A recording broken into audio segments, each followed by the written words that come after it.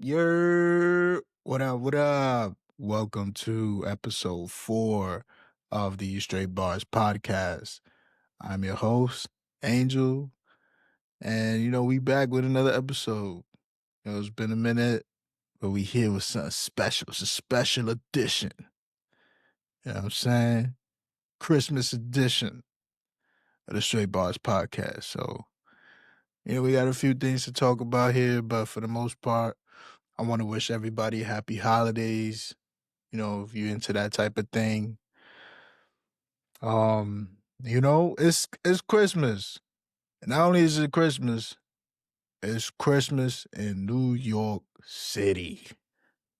That's a vibe. You know what I'm saying? All we was missing this year was the snow. It came and went. But when it's snowing on Christmas in New York, it's just different. But yeah, anyway, episode 4, Straight Bars Podcast. I'm your host, Angel. Please like and subscribe. Share the videos with your friends. Tell a friend to tell a friend, right? We're trying to get this popping, build a community and just keep it going, keep it going. So I appreciate you guys for tuning in and supporting. And yeah, so let's get into it, right? Christmas in New York. What am I referring to? So, as you guys know, or should know, New York is basically like the finance capital of America, of damn near the world. That New York is crazy, right? So Christmas isn't just a commercialized, like, spend time with your family under the tree, drinking hot chocolate and all that. It's a lot of business and wealth building going on behind Christmas, especially in New York.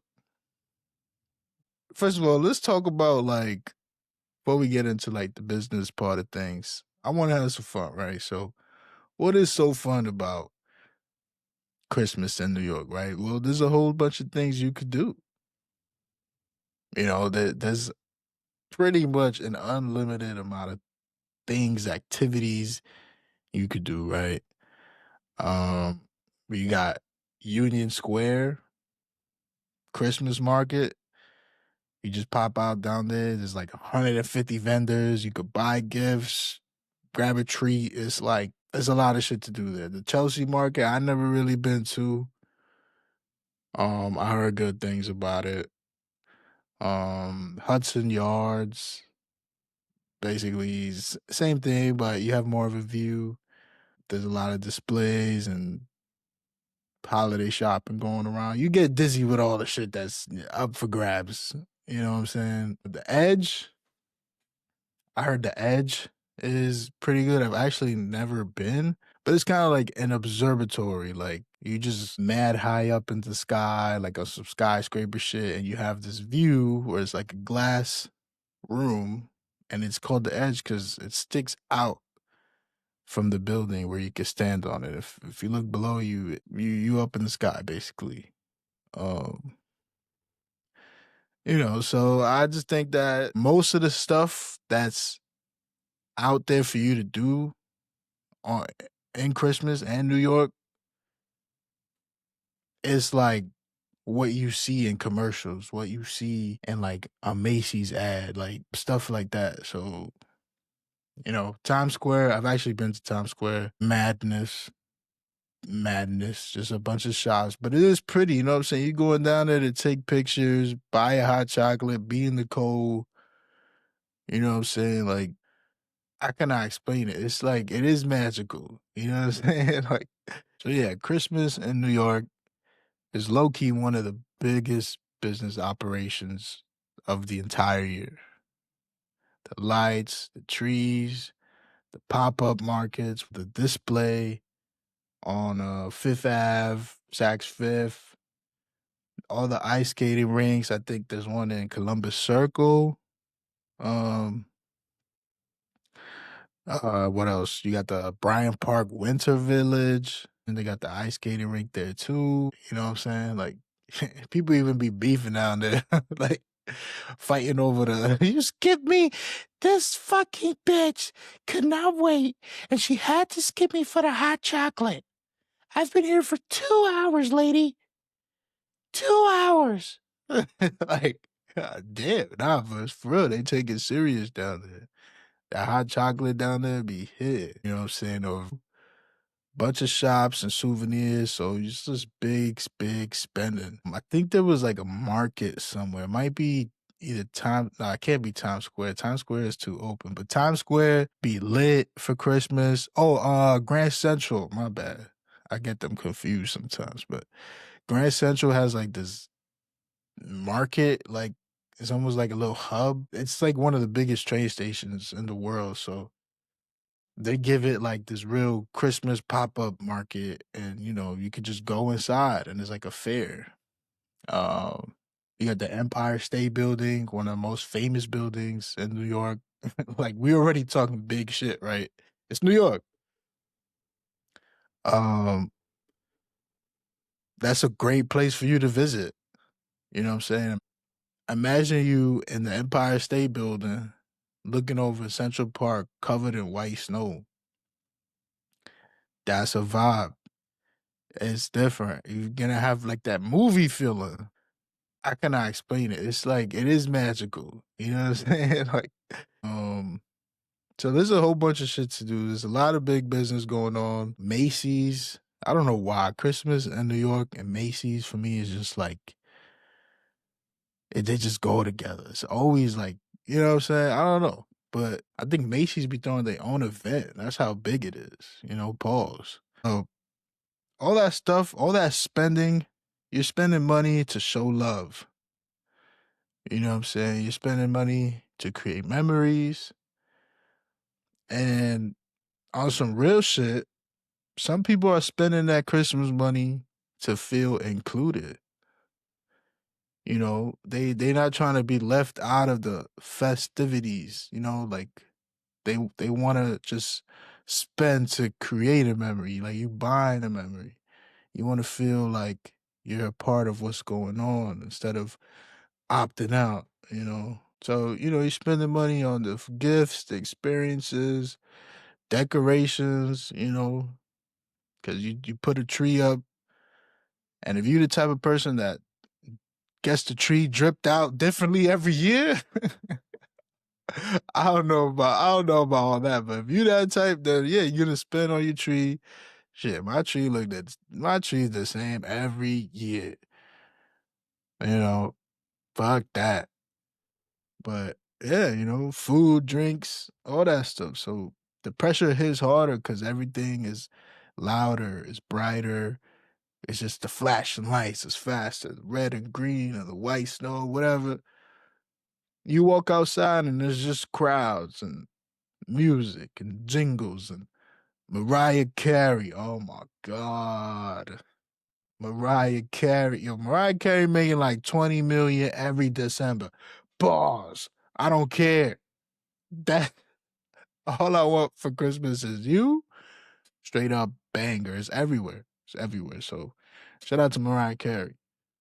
Um, but that quickness and that fast paced New York City feeling is even more dramatic during Christmas. Why? Because it doesn't the grind don't slow down. You know, it just puts a bow on the grind. But get it? But yeah, so Christmas is supposed to be about peace and reflection and being present. And for a lot of people, it turns into another season of survival mode. You know what I'm saying? Like, can I afford this? Am I falling behind on certain payments, certain things? So maybe I gotta work some OT, or maybe I can't even get nothing for somebody. These are real things. Am I doing enough? Why does everyone else look like, damn, they winning? She just got this for Christmas. She just bought a pony for his daughter. Like, you know what I'm saying? Like, so that's the tricky part.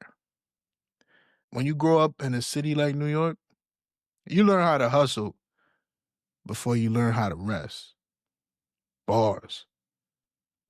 So, even during the holidays, your nervous system is still on high alert. So, that's kind of what I wanted to talk about. Feeling that pressure, or maybe just that feeling of needing to survive and being in that mode, it's gritty, but there's some poetry behind it, you know? And that's something that I think a lot of people can relate to. I do feel like most of us who have a career, changing careers, trying to make a career, find a career, start a career, we're always looking for that big break, you know, that next step up where it changes your position in life, which, quite frankly speaking, the position that you are in life changes your vantage point. And for some unfortunate reasons, a lot of those things are tied to finances, right? You're trying to make the most money you can make to have certain advantages that you probably didn't have growing up. You want to make a life for yourself.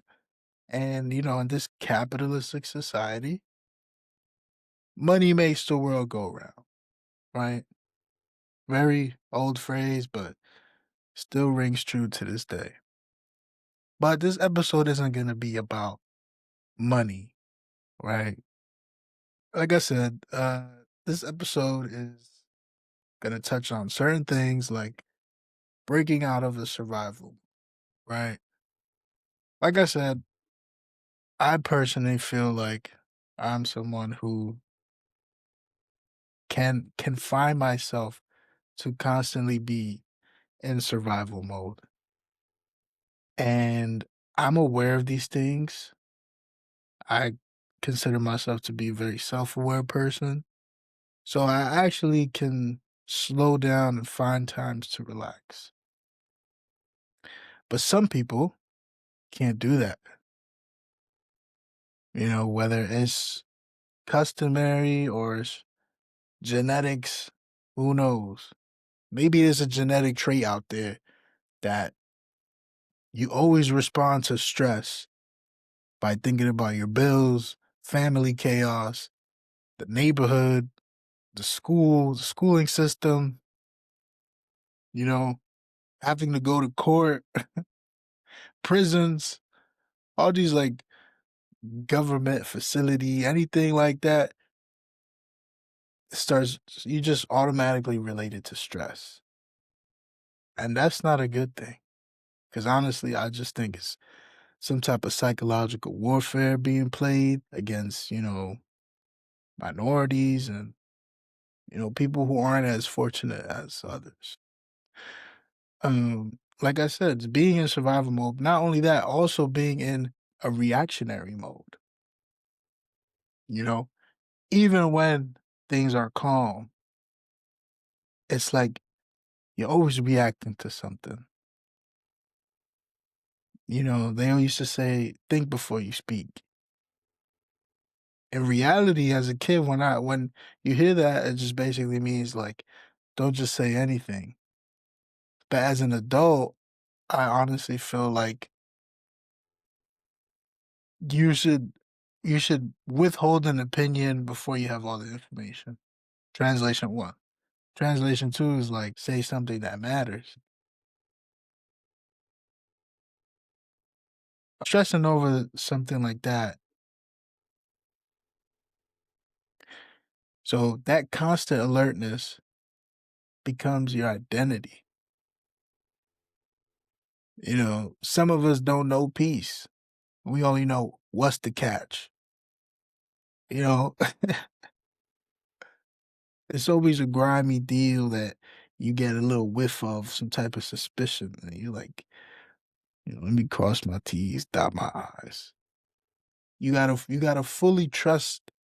People want to feel good when they do business. No one ever wants to feel like the one that's getting robbed. So I just want this segment to be about recognizing when you're stuck in that reactionary mode. You know, we walk fast, eat fast, think fast, always braced for something. You know, what if I turn this corner and I see two men trying to stab and rob somebody? That's really how I think. You know, walking down a certain block in New York, you never know what you're gonna see. It could be from the worst of the worst to something like a couple that's like just put the child down and now they're recording them taking their first steps. You're like, oh, that's cool. I just witnessed that. That's adorable. Like, you know, but it varies, bro. It could be anything. So just keeping your eyes peeled, especially during the holiday seasons. You know, there's more opportunity. You know, there's crowds, shoppers, tourists, packed trains. You know, people get distracted. The phone's out, the bags is full. People are feeling jolly. And guess what? That leads to a certain level of crime. I wouldn't say more crime, is different crime. You know, petty shit, pickpocketing, package theft, even though that be going on with the Amazon. That's why you need a Ring camera. Anyway, Ring, if you see this podcast, please sponsor me. A lot of shoplifting, scams, you know, because this season creates some type of temptation and like I was saying before, pressure. And that's something people don't like talking about. You know, Christmas could even highlight like the inequality between communities or families or however you want to look at it. You know, it puts the wealthy and the ones who are lacking side by side. Like every year, every time. It's apparent. You know it. Oh, well, yeah, Timothy's nephew. I'm thinking about gifting him a Rolex. You know, I got him one last year, but it's all scratched up now. It's like, what the nigga? Nigga, please. You know what I'm saying? So there's people who are just getting by. Um, you know, this is a city where survival feels like a full-time job.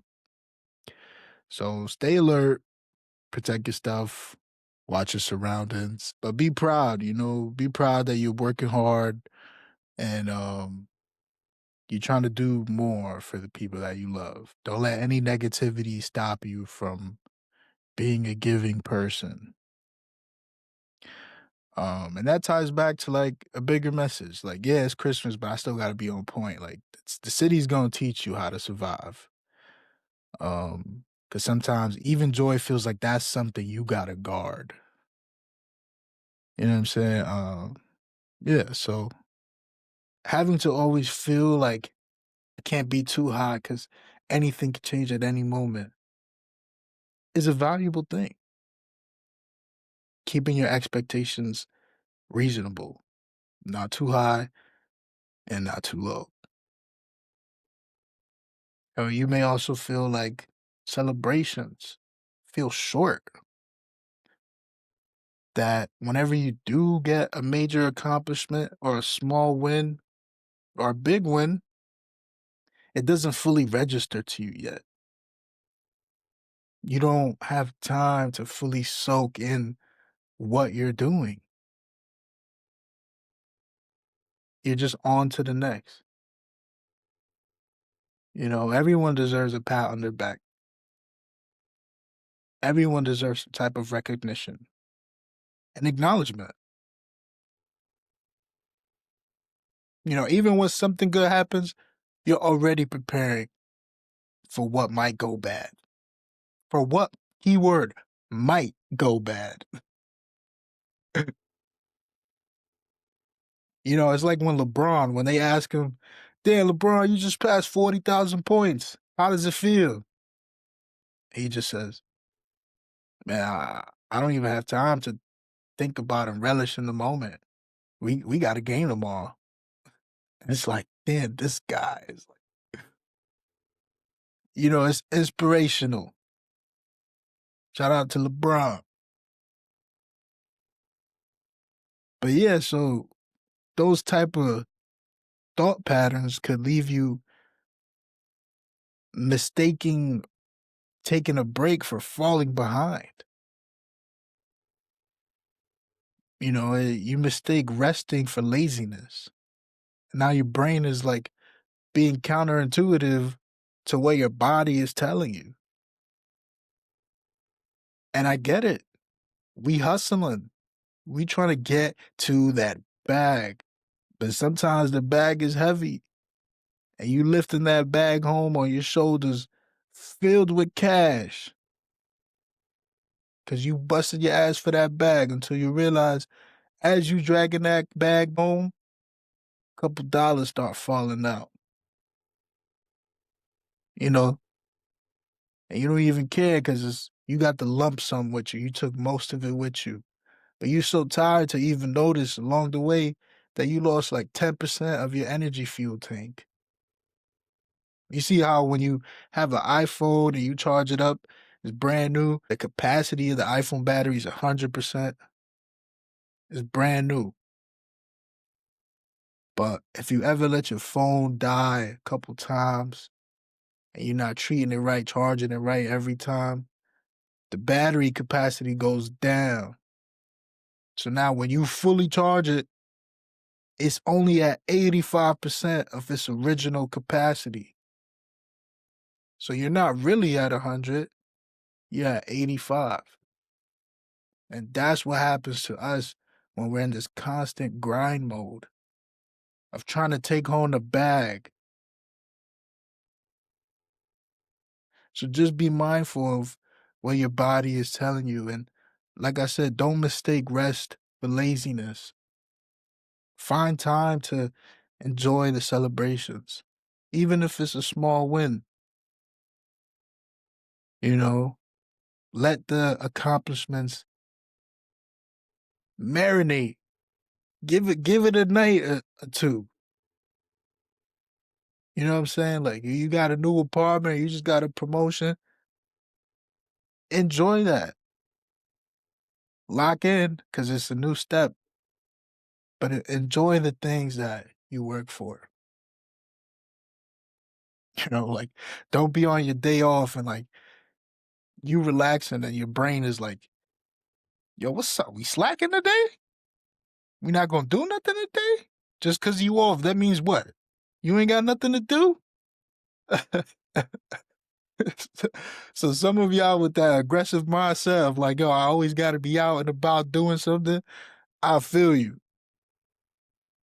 I feel you.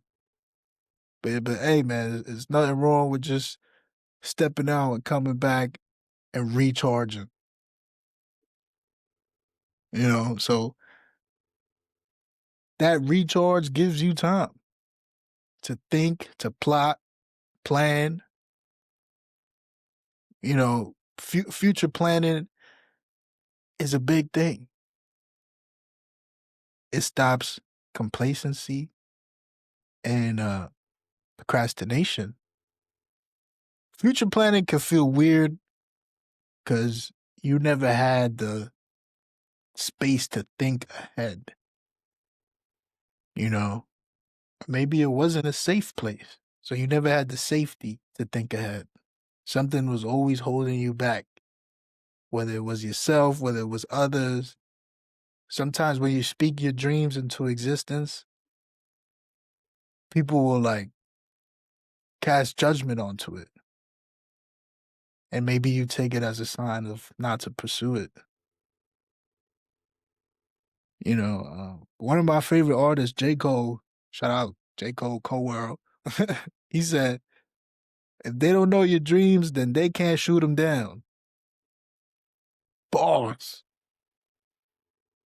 So, it speaks for itself. It's like, it's not that you can't tell people what's going on, but telling the whole world what you got planned just invites more space for people to hold their reservations about it and give you all the reasons in the world why you shouldn't do something. If it's coming from a healthy point of view, like constructive criticism, sure. But like I said, people will try to shoot down your dreams. And you got to stand on business, facts. So be detailed. Plan out your futures. Plan out a vacation. Plan out uh, a 3-month workout plan. Meal prep. Plan out a way for you to make it out of the position that you're in if that's what you want to do. So future planning, I say, it's almost like an investment to your time. Like respect your own time. Because even me, I could be a little unorganized and I'm freestyling, but I'm good at freestyling. So sometimes it works for me. And other times it bites me in the ass. It's like, damn, if I would have took out one of my days where I had time, a few hours out of the day to plan this, I would have been good. You know, it lets you see things coming that you may not have anticipated. Right? So don't let a deadline punch you in the face. That, man, that is one of the shittiest feelings. It's like you just walking straight and a wall just drops on you from the sky, 3 inches right in front of your feet. You're like, what the fuck? Don't let that deadline punch you in the face. And not only that, like I said, it gives you room to breathe when you start thinking ahead, right? Because you can't build a life if every decision you make is an emergency. It feels rushed. It feels like everything that you're doing, you pressing a red button. You flipping the switch and boom, you pressing a red button. I don't know. You remember when Patrick grabbed the radio when they was on patrol? Wee woo, wee woo, wee. You can't be in that type of anxious state because you're gonna drive yourself crazy. Like, let me give y'all a bar right now. You can't build long-term success with short-term fear. Pause. You know what I'm saying? Like, you really have to just chill. Keep a plan. Keep a certain itinerary. You know, if panic is like your if you thrive in a panic mode, then you only know how to move when that deadline tries to come and punch you in the face. Like you're anticipating it, so you're gonna weave it and punch back. I don't know about y'all, but in college, I remember I used to have an essay due in like a day or two, sometimes the next morning, less than 48, 24 hours. And I'm crunched in 5, 6 pages. Upload, upload the email, send the email, send the essay to the teacher's email, right? Because that deadline was about to punch me in the face. I said, hell no. What you think? I'm pussy, nigga? I could fight, but why fight back at the last minute? So future planning, y'all. Future planning for real. Um, so something I wanted to address about Straight Bars Podcast. This podcast, I do have plans to introduce video feed as long as I mean, along with the audio. So I do have plans to have that incorporated. The setup and the planning for it. Again, I am future planning, right? Um, it's still coming along. The ideas now that the pie is rolling, all these episodes already in my head of what I want to talk about. Um, I have a rough outline for how I want to roll out certain content. So just what I'm trying to say is this pod is gonna get better and better, and I fucking know it. So I'm just talking my shit. You heard? But yeah, hopefully we can get a video feed going on, multicam setups, just to increase the quality of it. So, uh, what we got here? So let's talk about um having certain emotional triggers from a tough environment, right? Uh, growing up in New York, and this kind of ties into the whole future planning and planning ahead thing. Um, because growing up in New York, you sometimes grow up around instability and you kind of get accustomed to that. And now you're like wired to just always assume instability. Like there are people who come from chaos. And I'm not saying they're bad people, right? You know how they say, like, oh, well, he's an agent of chaos. Like, what I'm trying to say is there are people who come from chaos. And that kind of ties back to like the whole Christmas thing. Like, for some people, Christmas was chaotic. Maybe every year you go into a different address.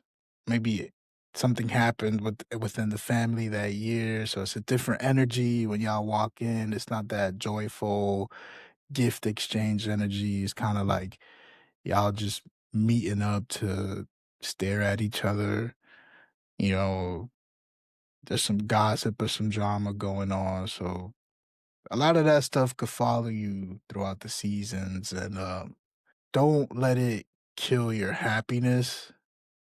That's just how some households are. Some households, Christmas is predictable. It's the same traditions, same house, same tree, same people. So it's just like, oh, same shit, different year. But that's why, like, it could feel uncomfortable. When you grow up in chaos, planning ahead sometimes doesn't even feel safe.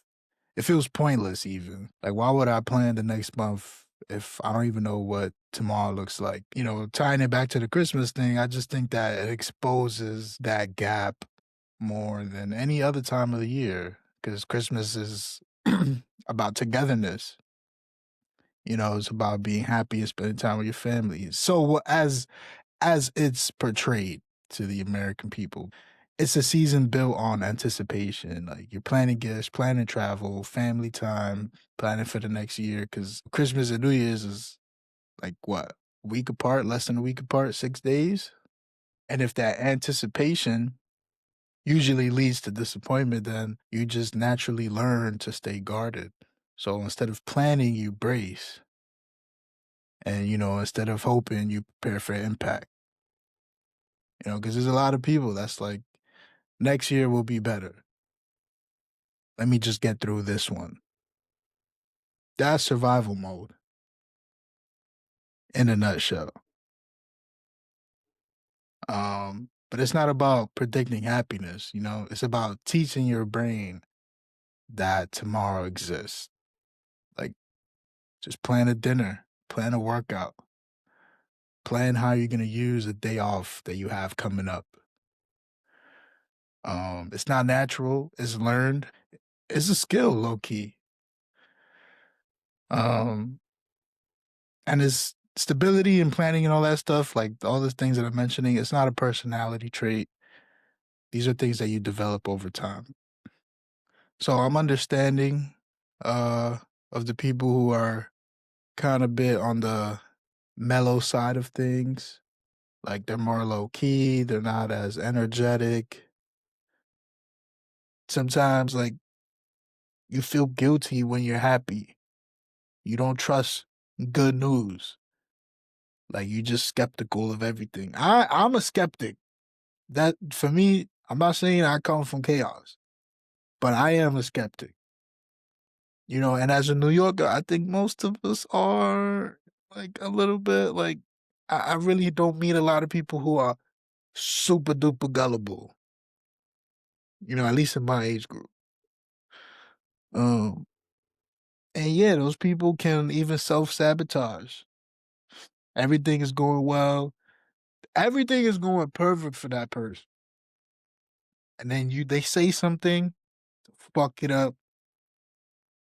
They move a certain piece on a chessboard. That's like, yo, you good. You had this nigga's rook locked down. And now you just gave up a bishop. So don't self-sabotage. Your nervous system is gonna do what it's used to, even if it's unhealthy. So those people who come from chaos, they've been in the jungle so long, peace feels like a trap. Balls.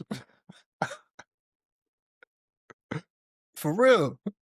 When you've been in the jungle so long, like when you come up for air, it just feels wrong. Like it's quiet. It's too quiet. Like that's a real thing. You know what I'm saying? So identifying those emotional triggers, that is a little bit more advanced, right? Because if you are someone that's trying to better yourself because maybe you had a tough uh childhood, or you just came up in a rough way, it might even be hard for you to identify those triggers, right? Because you weren't taught to do that. You may not be as compassionate as others, or dare I say, you're still learning the playbook of being emotionally intelligent. And I know that sounds harsh. I'm not trying to be harsh, but what I'm saying is that gives you room for improvement. What I'm saying is if you feel like you had a disconnect from your peers because y'all grew up differently, you might have not had the luxuries that they've had.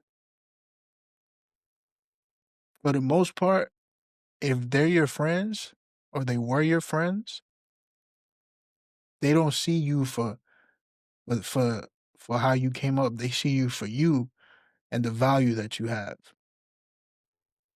So, because I'm pretty sure we can all think back, and maybe we went to school with, or we had certain family members, or just people that we met along the way growing up that weren't as fortunate as you were. But I don't think that would take away from you saying to yourself, like, nah, this is a cool person. This is my friend. So none of that stuff really matters to me. It's unfortunate that they're going through it, but that's not a reason for me to unfriend them or to not befriend them. Because at the end of the day, kids, I think, have like a keen, like, seventh sense when it comes to, like, I think kids have like a keen sixth sense when it comes to identifying like human natures. You know what I'm saying? Kind of like when dogs do that, dogs kind of like feel you out a little bit.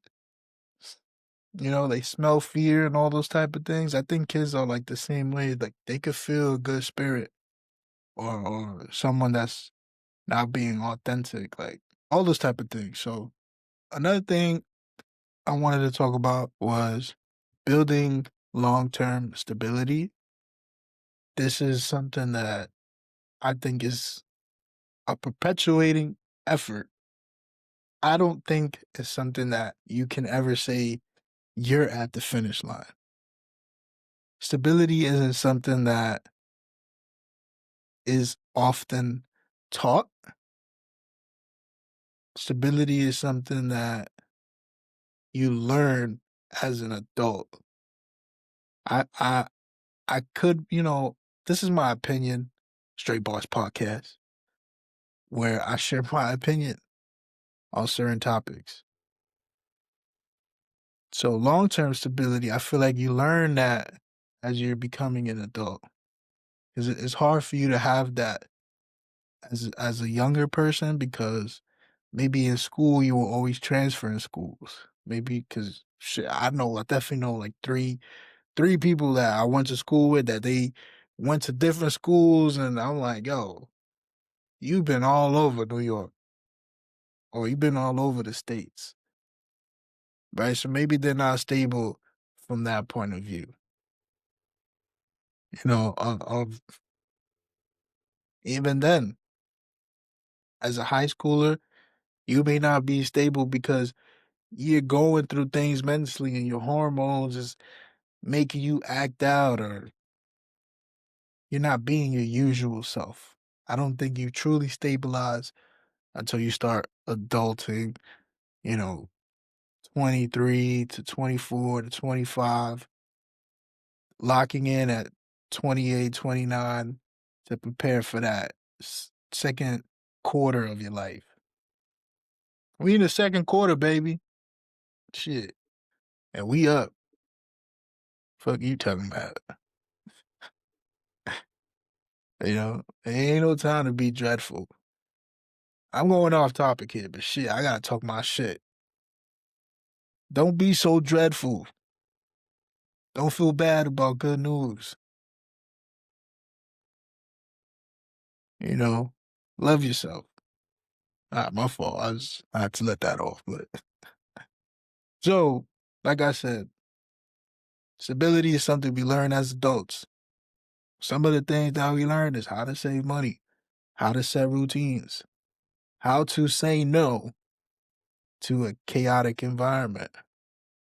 And since it's something that we learn, I say it's a skill. Stability is a skill. It's not like personality trait. Like, oh my God, he's so funny. People are like, oh my God, he's so stable. Yeah, because I had to work for that shit. I wasn't born that way. Survival was level 1. Thriving is the expansion pack. Straight up ball. Shout out to my gamers out there. Thriving is the expansion pack. It's the DLC to surviving. You gotta upgrade your survival instincts so that you then start thriving. Your brain needs a new baseline. Safety measurements instead of danger. Don't think, what if this fails? Think, what if this works? Bars. You know what I'm saying? Because that's also another reason why I started Straight Bars Podcast. I'm not thinking about what if this fails. And rarely in any situation I get into, I don't think that way. Me personally. I'm always thinking, what if this works? You could ask anybody who I've played video games with, or we start talking about shit, trading players in the NBA. I never really think about what if this fails because I put the time and research in to, if it's a high risk, high reward situation, I'm only thinking about what if this works. Right? So we squatted up on the video game and we shooting niggas and I make the call out, hey man, I'm gonna rush in there, throw a smoke grenade, you know, now I'm picking niggas off in the smoke. Yeah, I could die. Cause someone from the other team might rush the smoke with a shotgun and shoot me a couple times and I'm dead. But what if it works? And now I'm the silent assassin just picking niggas off in the smoke. Beep, beep, beep, beep. I just killed the whole squad by myself. And now my teammates come to reap the rewards of that. So, yeah, you got to think in a positive way. Prepare as always, but think more positively. Start replacing I got to do everything with I can do anything. So you're not just reacting anymore. You're directing where your life goes. So like I said, thriving is the DLC. You want to get there, get past the survival mode. And it's easier said than done, you know? So get to that next mission, complete your task, and along the way, acknowledge that it's going to get uncomfortable.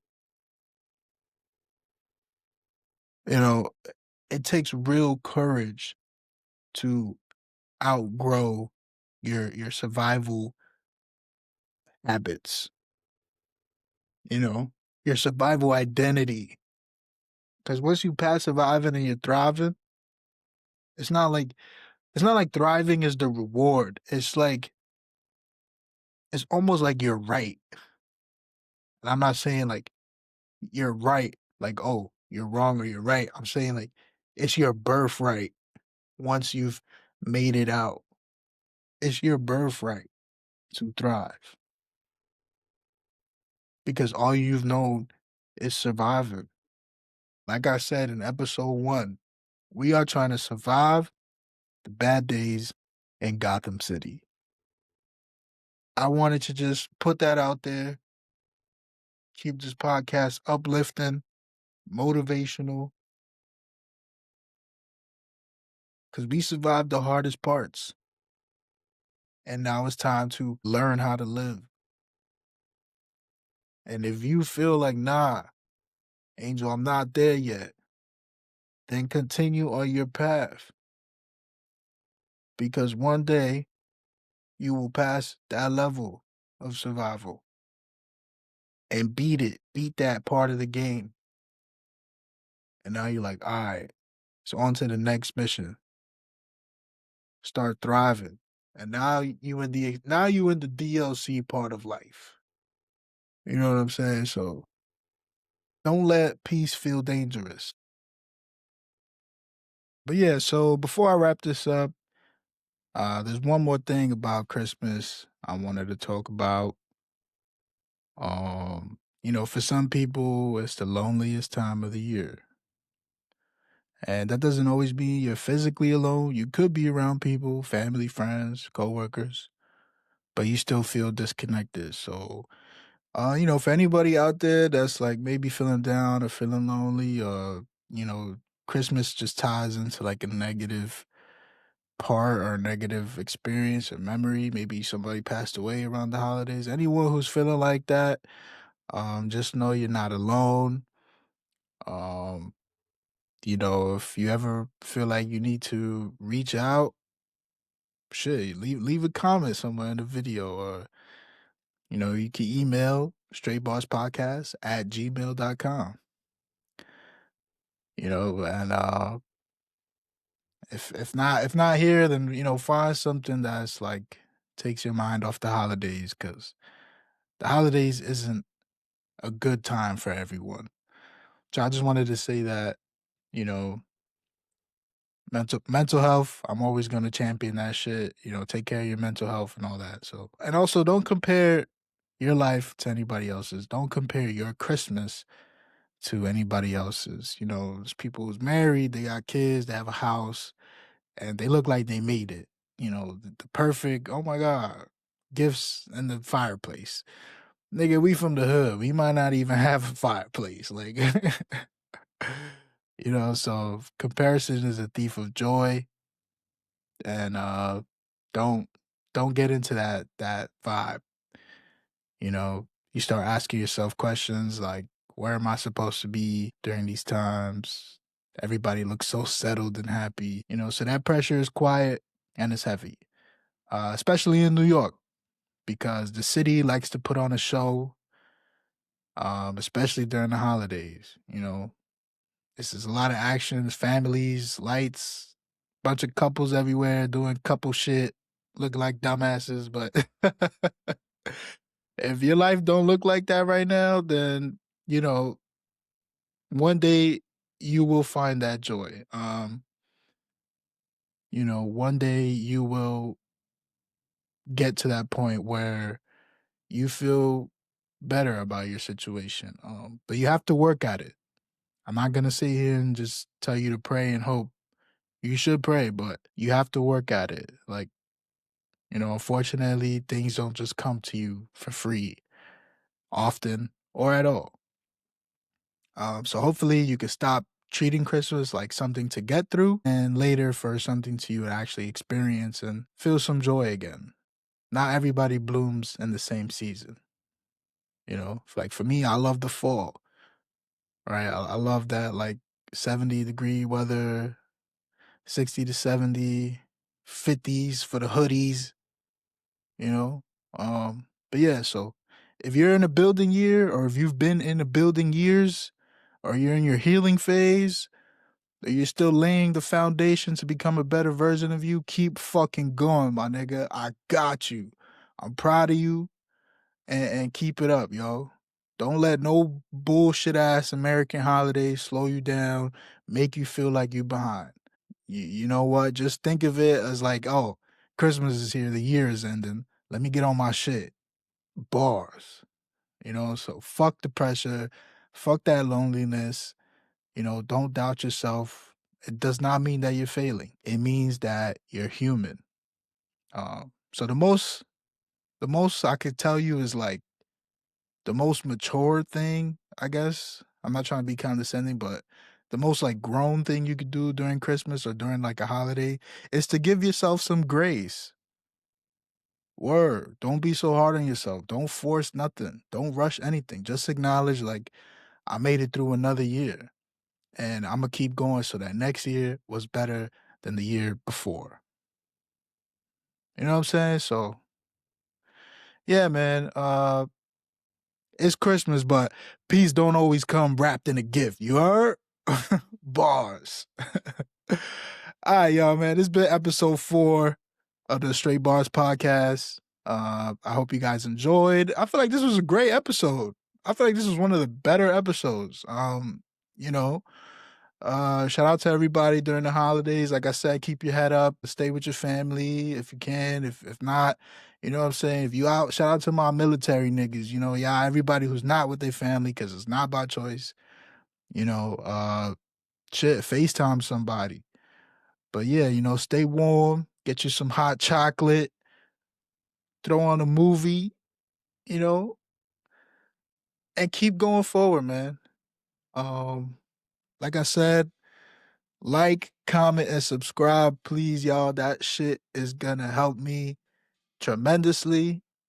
You know what I'm saying? If you've been enjoying the content, drop a comment, tell your friends, like, yo, this nigga just dropped the illest Christmas episode. Word.